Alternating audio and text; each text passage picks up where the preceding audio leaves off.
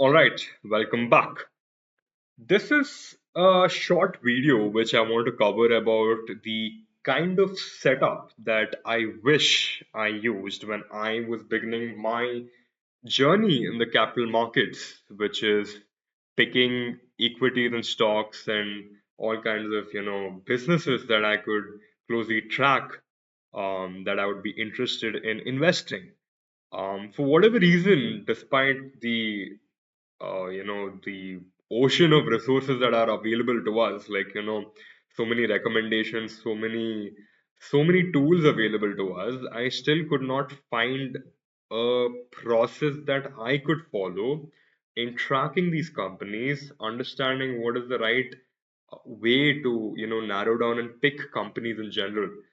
And with the number of companies that are in the capital markets, both the BSE and the National Stock Exchange, it was hard for me to understand which company is worth my time and investment, and to be able to understand how companies should be narrowed down and picked and really studied properly. I decided I should start building content once again, like I used to the previous year, on how to pick companies to begin with.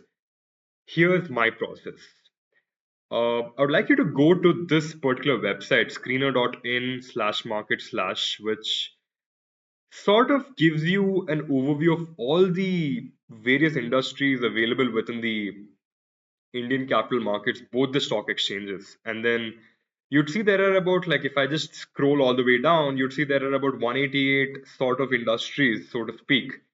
But these are just the main industries. Like for each industry, there would be like a set number of companies. But then within trading and distributors, if I just go inside, I think there'll be plenty of sub industries which would be much more like at a more granular level.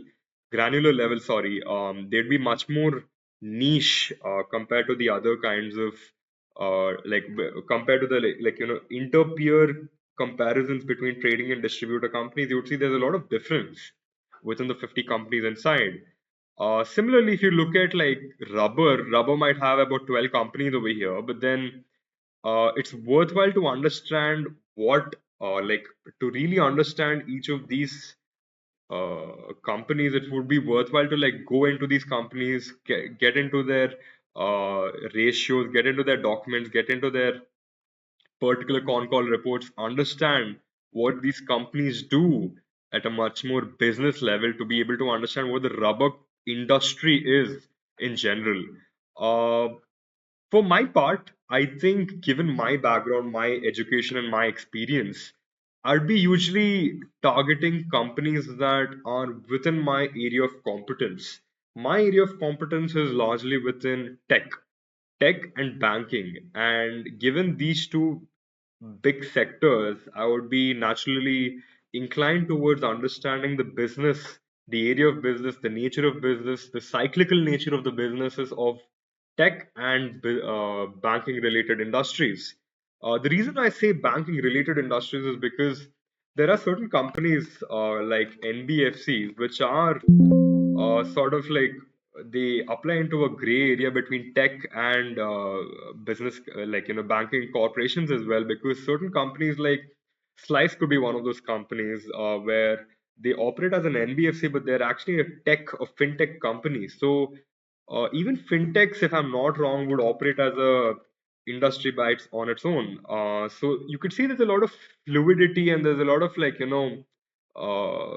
there's a lot of malleability in the way companies are profiled in the industry level. They could be termed as NBFCs or as a fintech company, or there could be other sub industries that I might not be even aware of.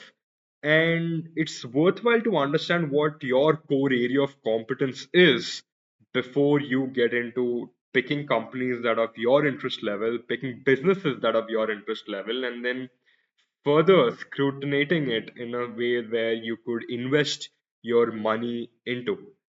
That's it for today. Until next time,